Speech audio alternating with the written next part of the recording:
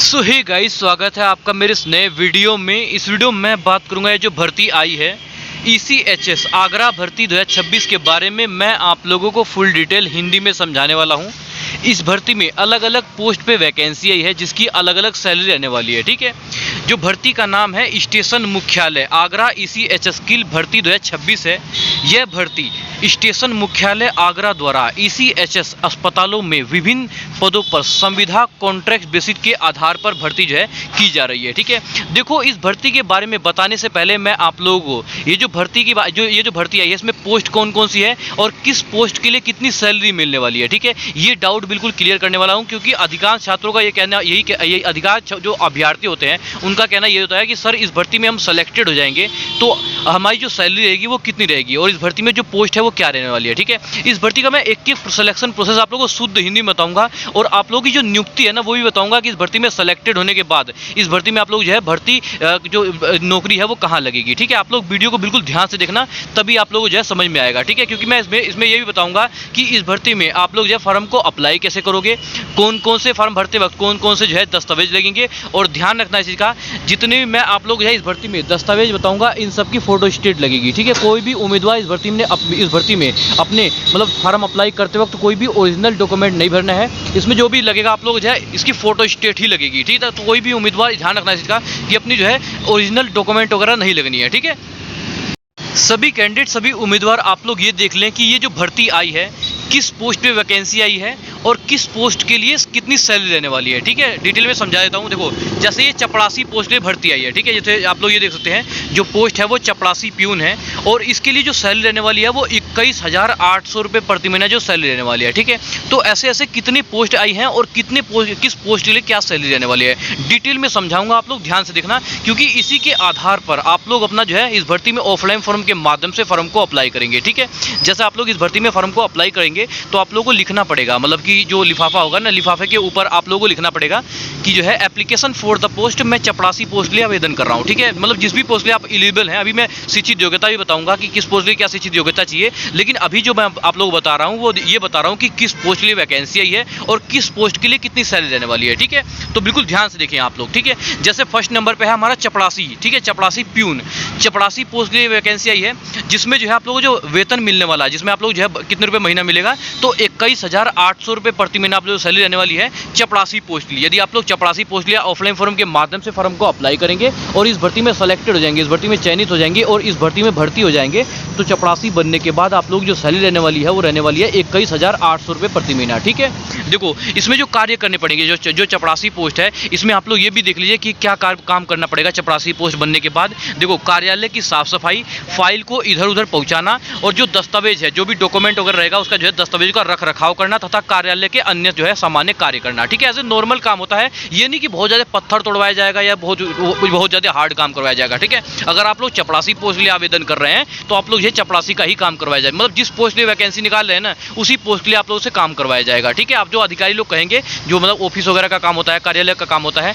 जो अधिकारी लोग कहेंगे वो आप लोगों को वो करना पड़ेगा। ठीक है, आप लोग इतना को समझ के ये था चपरासी पोस्ट के लिए। चपरासी पोस्ट के लिए सेलेक्टेड होने के बाद आप लोग सैलरी देने वाली है 21,800 रुपये प्रति महीना। ठीक है, सेकंड पोस्ट हमारी वो है चौकीदार जिसे कहते हैं वॉचमैन। ठीक है, यदि आप चौकीदार के पोस्ट पर ऑफलाइन फॉर्म के माध्यम से फॉर्म अप्लाई कर रहे हैं और चौकीदार पोस्ट पर सेलेक्टेड हो जाते हैं, ठीक है, चौकीदार पोस्ट पे जो है सेलेक्टेड हो जाते हैं तो इसमें आप लोग जो सैलरी रहने वाली है वो रहने वाली है 21,800 रुपये प्रति महीना जो सैलरी रहने वाली है वो चौकीदार पोस्ट के लिए। ठीक है, यदि आप लोग चौकीदार पोस्ट से सेलेक्टेड हो जाते हैं तो आप लोग जो है 21,800 रुपये प्रति महीना जो सैलरी है वो रहने वाली है। ठीक है, अब ये देख लें कि चौकीदार बनने के बाद आप लोगों को क्या काम करना पड़ेगा, जो कार्य क्या होते हैं चौकीदार के, तो कार्यालय अस्पताल की सुरक्षा करना।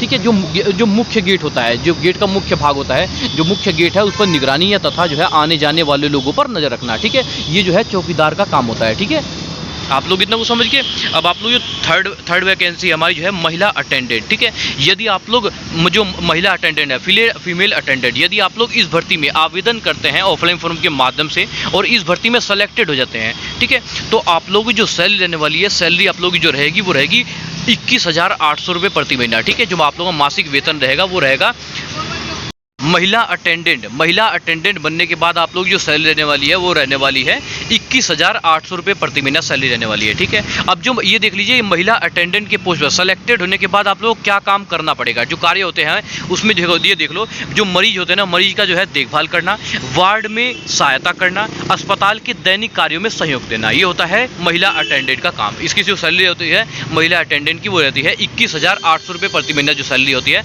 महिला अटेंडेंट की पोस्ट पर है। ठीक है, बात करते हैं जो फोर्थ वैकेंसी है, वो है ड्राइवर पोस्ट। ठीक है, यदि आप लोग ड्राइवर के पोस्ट पर ऑफलाइन फॉर्म के माध्यम से फॉर्म अप्लाई करते हैं और ड्राइवर पोस्ट पे सेलेक्टेड हो जाते हैं, तो आप लोग जो सैलरी रहेगी, जो आप लोग की बेसिक सैलरी है, वो रहने वाली है मासिक वेतन आप लोग जो है 25,200 रुपये प्रति महीने जो सैलरी है वो ड्राइवर पोस्ट के लिए है। ठीक है, यदि आप लोग ड्राइवर पोस्ट पर सेलेक्टेड हो जाते हैं, तो ड्राइवर पोस्ट पर सेलेक्टेड होने के बाद आप लोग जो सैलरी रहने वाली है वो रहने वाली है 25,200 रुपये प्रति महीना सैलरी रहने वाली है। जो आप लोग का ड्राइवर बनने के बाद, ड्राइवर के पोस्ट पे भर्ती होने के बाद आप लोग जो कार्य रहेगा वो रहेगा विभाग के वाहन चलाना, मरीज एवं अधिकारियों का जो है आवागमन की व्यवस्था करना तथा वाहन का जो है रख रखाव और एज ए नॉर्मल ध्यान रखना। ठीक है, आप लोग इतना को समझ के बात करते हैं। जो 5 वैकेंसी हमारी है वो है नर्सिंग असिस्टेंट। ठीक है, यदि आप लोग नर्सिंग असिस्टेंट के पोस्ट पर ऑफलाइन फॉर्म के माध्यम से फॉर्म अप्लाई करते हैं और नर्सिंग असिस्टेंट के पोस्ट पर सेलेक्टेड हो जाते हैं, चयनित हो जाते हैं, तो आप लोग जो बेसिक सैलरी रहने वाली है वो रहने वाली है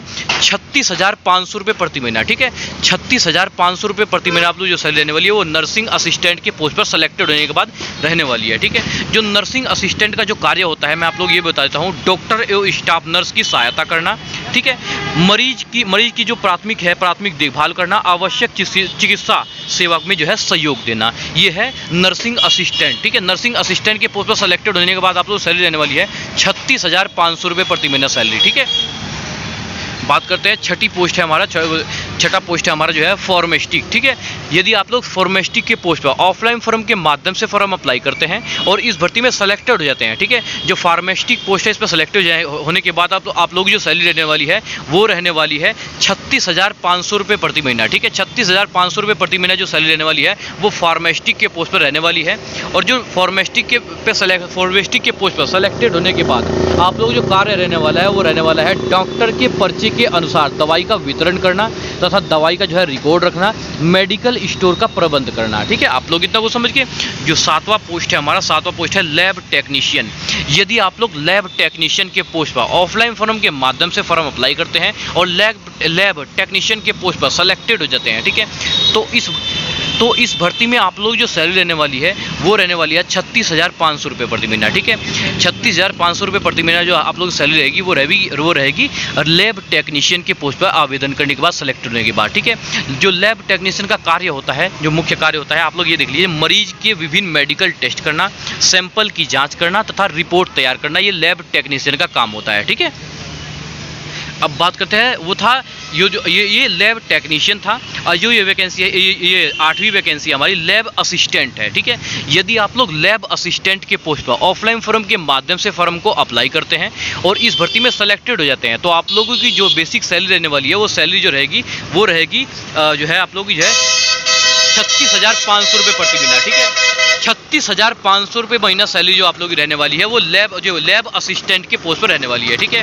जो लैब असिस्टेंट का जो मुख्य कार्य होता है वो देख लीजिए, लैब टेक्नीशियन की सहायता करना, लैब उपकरणों का रख रखाव और सैंपल की व्यवस्था करना, ये होता है लैब असिस्टेंट के पोस्ट पर। जब आप लोग सेलेक्ट हो जाएंगे तो आप लोग जो है काम क्या होता है तो आप लोग देख सकते हैं। ठीक है, बात करते हैं जो हमारा 9वीं वैकेंसी है वो है डेंटल हाइजीनिस्ट। ठीक है, यदि आप लोग डेंटल हाइजीनिस्ट के पोस्ट पर ऑफलाइन फॉर्म के माध्यम से फॉर्म को अप्लाई करते हैं और डेंटल हाइजीनिस्ट के पोस्ट पर सेलेक्टेड हो जाते हैं, तो आप लोग जो बेसिक सैलरी रहेगी वो रहेगी 36,500 रुपये प्रति महीना। ठीक है, 36,500 रुपये प्रति महीना जो सैलरी रहने वाली है वो डेंटल हाइजीनिस्ट के पोस्ट पर रहने वाली है। और डेंटल हाइजीनिस्ट पे सेलेक्टेड होने के बाद आप लोग जो मुख्य कार्य रहेंगे वो रहेंगे कार्य दंत चिकित्सा की सहायता करना, मरीजों के दांत की सफाई करनी और ओरल हेल्थ और जो है ओरल हेल्थ संबंधित सेवाएं को प्रदान करना। ठीक है, अब मैं आप लोगों को इस भर्ती देखो, इसमें आप लोग आपके पोस्ट के सामने आप लोगों की सैलरी लिखी हुई है, आप लोग आसानी से समझ पाएंगे। ठीक है, देखो जो चपरासी पोस्ट है इसके लिए आप लोग जो सैलरी सेलेक्टेड होने के बाद आप लोगों को मिलेगा जो है 21,800 रुपये प्रति महीना। चौकीदार पोस्ट के लिए मिलेगा आप लोग जो है 21,800 रुपये प्रति महीना। महिला अटेंडेंट की पोस्ट पर आप लोगों को मिलेगा 21,800 रुपये प्रति महीना। ड्राइवर पोस्ट के लिए आप लोगों को मिलेगा 25,200 रुपये प्रति महीना। नर्सिंग असिस्टेंट के पोस्ट पर आप लोगों को मिलेगा 36,500 रुपये प्रति महीना। फार्मेस्टिक के पोस्ट पर आप लोगों को मिलेगा जो है 36,500 रुपये प्रति महीना। लैब असिस्टेंट के पोस्ट पर आप लोगों को मिलेगा जो है 36,500 रुपये प्रति महीना। लैब जो है आप लोगों को जो है लैब जो है असिस्टेंट के पोस्ट पर सेलेक्टेड होने के बाद आप लोगों को मिलेगा 36,500 रुपये प्रति महीना। डेंटल हाइजीन्स के पोस्ट पर सेलेक्टेड होने के बाद आप लोगों को मिलेगा जो है 36,500 रुपये प्रति महीना। ठीक है, ये मैंने आप लोगों को डिटेल में क्यों समझाया जानते हो? क्योंकि आप लोगों को जो है जब इस भर्ती में आवेदन करेंगे तो आप लोगों को ये चीज़ पता होनी चाहिए कि किस पोस्ट के लिए वैकेंसी आई है और किस पोस्ट के लिए कितनी सैलरी रहने वाली है। ठीक है, अब मैं आप लोगों को इस भर्ती के बारे में डिटेल में समझाने वाला हूँ और आप लोग इस वीडियो को पूरा देखेंगे। यदि आप लोग इस भर्ती में सेलेक्टेड होना चाहते हैं, इस भर्ती में भर्ती होना चाहते हैं, तो इस वीडियो को बिल्कुल डिटेल में समझेंगे, तभी आप लोगों को समझ में आएगा। ठीक है, चलिए वीडियो को स्टार्ट कर जाएं और वीडियो को जो है डिटेल में, जो इस भर्ती के बारे में डिटेल में समझाता हूँ आप लोगों को। ठीक है, सभी कैंडिडेट, सभी उम्मीदवार इस भर्ती के बारे में डिटेल में समझा रहा हूँ, बिल्कुल ध्यान से देखेंगे आप लोग। ठीक है, जैसे ये भर्ती आई है ECHS आगरा भर्ती 2026 है। जो भर्ती विभाग का नाम है स्टेशन मुख्यालय आगरा। ECHS की भर्ती 2026 है। यह भर्ती स्टेशन मुख्यालय आगरा द्वारा ECHS अस्पतालों में विभिन्न पदों पर संविदा कॉन्ट्रैक्ट बेसिस के आधार पर की जा रही है। ठीक है, आप लोग ये देख लीजिए, जो नियुक्ति का स्थान है इस भर्ती में सेलेक्टेड होने के बाद आप लोग जो नियुक्ति का स्थान है, कहाँ पर ड्यूटी लगेगी, तो आप लोग जो नियुक्ति है इस भर्ती में अंतर्गत चयनित अभ्यर्थियों की जो नियुक्ति है वो निम्न स्थानों पर की जाएगी। ठीक है, जैसे कि आगरा हो गया है, एटा हो गया है, फिरोजाबाद हो गया है, मैनपुरी हो गया है। ठीक है, ये आप लोग की जो है नियुक्ति का स्थान है। ठीक है, जो पोस्ट के नाम है, मैंने पोस्ट के नाम और किस पोस्ट के लिए कितनी सैलरी है ये आसानी से आप लोगों को पता ही है ऊपर। ठीक है, और इसमें भी आप लोग बता देता हूँ। देखो, चपरासी पोस्ट की वैकेंसी आई है, चौकीदार पोस्ट की वैकेंसी आई है, महिला अटेंडेंट के पोस्ट पर वैकेंसी आई है और ड्राइवर के पोस्ट पे वैकेंसी आई है, नर्सिंग असिस्टेंट के पोस्ट पे वैकेंसी आई है, फार्मेस्टिक के पोस्ट पे वैकेंसी आई है और लैब टेक्नीशियन के पोस्ट पे वैकेंसी आई है, लैब असिस्टेंट के पोस्ट पे वैकेंसी आई है और डेंटल हाइजीनिस्ट के पोस्ट पे वैकेंसी आई है। ठीक है, अब आप लोग ये देख लीजिए, जो टोटल पोस्ट है इसमें जो है जैसे कितने पदों पे वैकेंसी आई है, तो 18 पोस्ट पे वैकेंसी जो है इस भर्ती में आई है। ठीक है, बात करते हैं आयु सीमा के बारे में। यदि आप लोग इस भर्ती में आवेदन करना चाहते हैं तो आप लोग अपनी एज लिमिट देख लीजिए। इस भर्ती में जो आयु सीमा है वो रहने वाली है, न्यूनतम आयु जो 18 वर्ष है। इस भर्ती में आवेदन करने के लिए जो न्यूनतम आयु है वो 18 वर्ष है और अधिकतम आयु जो रहने वाली है वो 53 वर्ष है। ठीक है, इस भर्ती में जो अधिकतम आयु है वो 53 वर्ष रहने वाली है। ठीक है, जो ड्राइवर पद के लिए जो अधिकतम आयु है वो 55 वर्ष रखी गई है। ठीक है, शिक्षित योग्यता के बारे में आप लोग बता देता हूँ। जैसे आप लोग इस भर्ती में आवेदन कर रहे हैं तो आप लोग अपनी शिक्षित योग्यता भी देख लीजिए, किस पोस्ट के लिए कितनी शिक्षित योग्यता रहने वाली है। ठीक है, और इससे ऊपर मैंने आप लोग क्या बताया था, किस पोस्ट के लिए कितनी सैलरी रहने वाली है। ठीक है, अब मैं आप लोग ये बता रहा हूँ किस पोस्ट के लिए क्या शिक्षित योग्यता रहने वाली है, एजुकेशन क्वालिफिकेशन क्या रहने वाला, मतलब किस मार्कशीट के बेस पर आप लोग जो है इस भर्ती में आवेदन, किस पोस्ट के लिए आप लोग जो है इस भर्ती में आवेदन करेंगे, मतलब किस मार्कशीट के बेस पे। ठीक है, तो जैसे चपरासी पोस्ट की वैकेंसी आई है, इसमें 8वीं पास थी है। ठीक है, इस जैसे चपरासी पोस्ट के लिए आप आवेदन करेंगे तो खाली और खाली जो है इसमें जो है 8वीं पास थी है। ठीक है, 8वीं पास उम्मीदवार चपरासी पोस्ट के लिए आवेदन कर पाएंगे। ठीक है, बात करते हैं चौकीदार पोस्ट के लिए। चौकीदार पोस्ट के लिए यदि आप लोग आवेदन करेंगे तो 8वीं पास उम्मीदवार चौकीदार पोस्ट के लिए आवेदन कर पाएंगे। ठीक है, बात करते हैं महिला अटेंडेंट की पोस्ट पर। ठीक है, खाली महिला अटेंडेंट के लिए कोई मतलब मार्कशीट की जरूरत नहीं है, इन्हें खाली पढ़ना लिखना आना चाहिए, आप लोग जो है महिला अटेंडेंट के पोस्ट पर आवेदन कर पाएंगे। ठीक है, बात करते हैं ड्राइवर के पोस्ट पर जो वैकेंसी है इनके बारे में बता देता हूँ। ठीक है, देखो, जो ड्राइवर के पोस्ट पर खाली और खाली चाहिए आप लोग 8वीं पास और वैध ड्राइविंग लाइसेंस चाहिए और कम से कम 5 वर्ष का अनुभव आप लोगों का जरूरी है। ठीक है, ये ड्राइवर पोस्ट लिया है। ठीक है, और बात करते हैं नर्सिंग असिस्टेंट के पोस्ट पर। इसमें नर्सिंग असिस्टेंट के पोस्ट पर यदि आप लोग आवेदन करेंगे तो शिक्षित योग्यता चाहिए आप लोग का GNM, BSCC और नर्सिंग। ठीक है, और फार्मेस्टिक के पोस्ट पर यदि आप लोग आवेदन करेंगे तो इसमें आप लोग जो शिक्षित योग्यता है वो चाहिए 12वीं पास, फार्मेसी में डिप्लोमा चाहिए आप लोग का। ठीक है, लैब टेक्नीशियन के पोस्ट पर यदि आप लोग आवेदन करेंगे तो शिक्षित योग्यता जिसमें चाहिए 12वीं पास, लैब संबंधित डिप्लोमा और अनुभव चाहिए इसमें। ठीक है, लैब असिस्टेंट के पोस्ट पर यदि आप लोग आवेदन करेंगे तो आप लोग जो लैब असिस्टेंट के पोस्ट पर जो है DMLT, BMLT और लैब कोर्स चाहिए आप लोग का। ठीक है, डेंटल हाइजीनिस्ट, यदि आप लोग डेंटल हाइजीनिस्ट के पोस्ट पर ऑफलाइन फॉर्म के माध्यम से फॉर्म को अप्लाई करेंगे तो इसमें जो है डेंटल हाइजीनिस्ट, डेंटल मैकेनिक और DORA कोर्स चाहिए आप लोग का। ठीक है, आप लोग इतना को समझ गए, ये था आप लोग का जो शिक्षित योग्यता। ठीक है, वेतन के बारे में मैंने आप लोगों को जो है सबसे शुरुआत में मैंने वेतन के बारे में ही बताया है, लेकिन बीच में आ गया तो मैं आप लोगों को बता देता हूँ। देखो, चपरासी पोस्ट पर सेलेक्टेड होने के बाद आप लोगों को मिलेगा जो है 21,800 रुपये प्रति महीना। चौकीदार पोस्ट पर सेलेक्टेड होने के बाद आप लोगों को मिलेगा 21,800 रुपये प्रति महीना। महिला अटेंडेंट के पोस्ट पर सेलेक्टेड होने के बाद आप लोगों को मिलेगा जो है 21,800 रुपये प्रति महीना।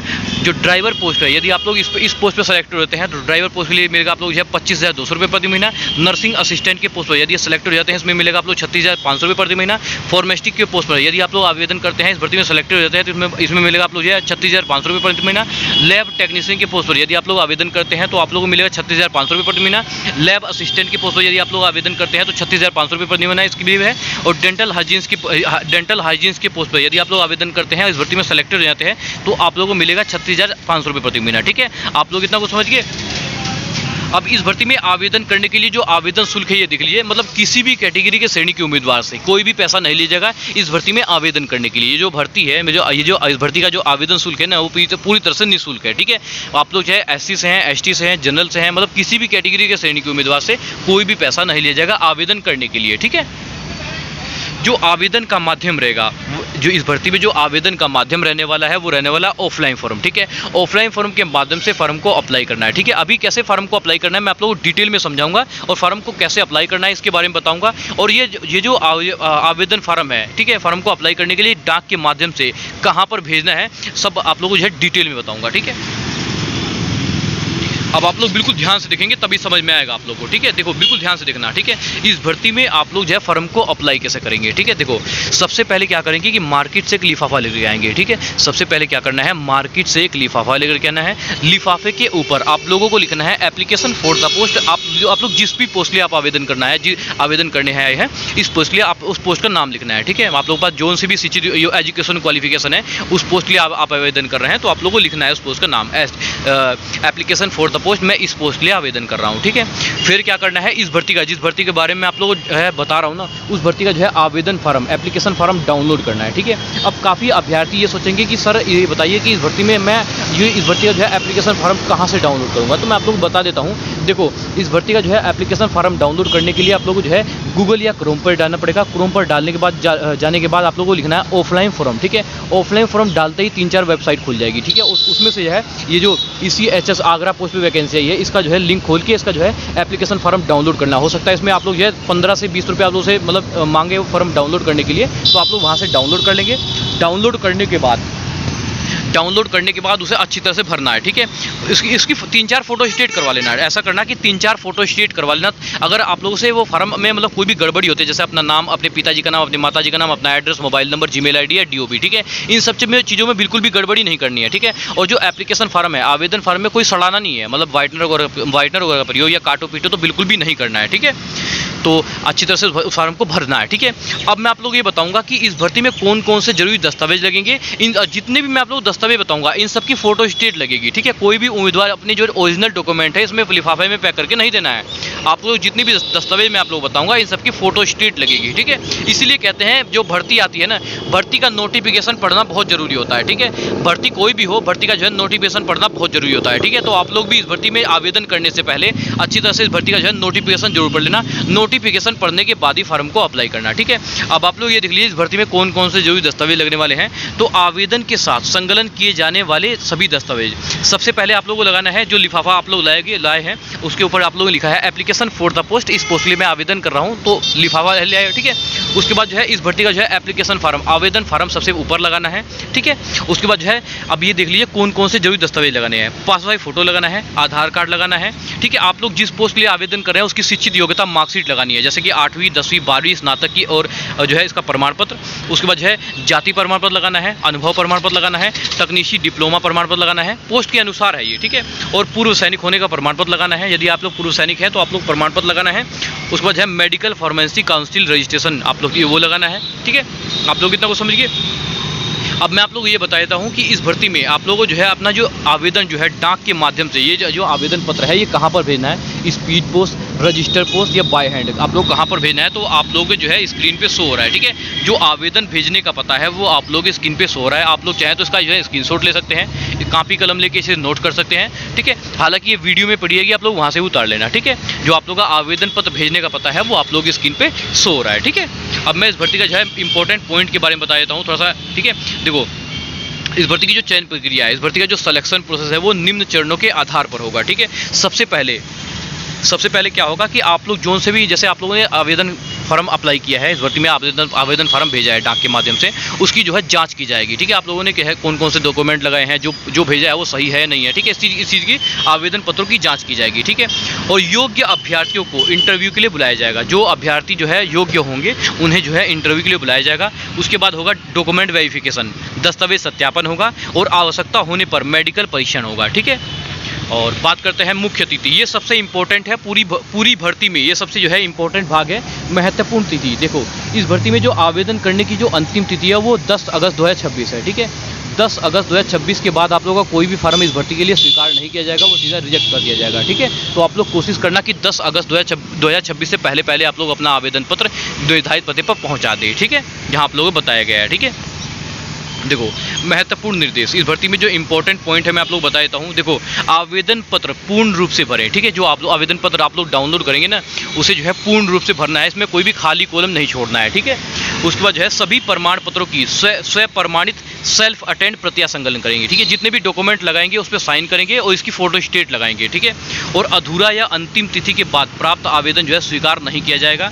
साक्षात्कार के मतलब इंटरव्यू के समय मूल दस्तावेज लेकर जाएं। जब आप लोग जाओगे ना, तो मतलब जब आप लोग खुद जब साथ जाओगे तो अपने जो ओरिजिनल डॉक्यूमेंट है ना उसे भी लेकर के जाना है, ठीक है। उस वजह है जो नियुक्ति है, आप लोग की जो भर्ती होगी ना वो कॉन्ट्रैक्ट जो संविदा होती है ना, संविदा कॉन्ट्रैक्ट बेस के आधार पर की जाएगी, ठीक है। आप लोग इतना कुछ समझ के, यदि आप लोग कोई भी डाउट वगैरह है, कोई कन्फ्यूजन है, तो आप लोग जो है वीडियो के नीचे कमेंट के माध्यम से अपना राय साझा जरूर करेंगे, ठीक है। वीडियो अच्छी लगी तो वीडियो को लाइक करना, चैनल को सब्सक्राइब करना और ध्यान रखना चीज़ का, इस भर्ती में आवेदन करने से पहले आप लोग अच्छी तरह से इस भर्ती का जो है नोटिफिकेशन पढ़ लेना, नोटिफिकेशन पढ़ने के बाद ही फॉर्म को अप्लाई करना, ठीक है। वीडियो अच्छी लगी तो वीडियो को लाइक करना, चैनल को सब्सक्राइब करना। मिलते हैं किसी नेक्स्ट वीडियो में, तब तक के लिए जय हिंद जय भारत।